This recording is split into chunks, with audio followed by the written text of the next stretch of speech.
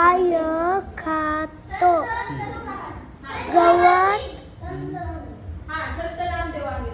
हे संत आहेत. हे प्रत्येक संत एकसारखे जातीचे होते का रे? नाही. पाव. संत ज्ञानेश्वर. भाकरी. शिवाजी महाराजांनी हे वेगवेगळ्या मांसा. मांस म्हणजे मटण. काय खातो मग? मटण.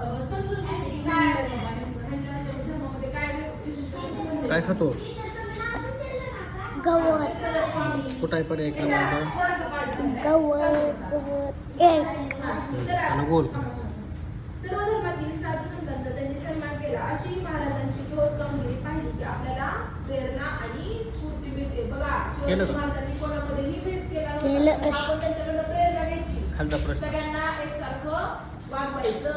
कुणाला ससा कुठे राहतो? पर्याय क्रमांक असं म्हणायचं घरी. सगळेजण आपण एकसारखेच आहोत. पुढे बघा, शेवटपर्यंत देवळात. 300-400 वर्ष महाराष्ट्रामध्ये अनेक संत होऊन गेले. त्यांनी केलेल्या कामगिरीचा पुढं. देवळात. सापडण्याच्या कामात उपयोग झाला.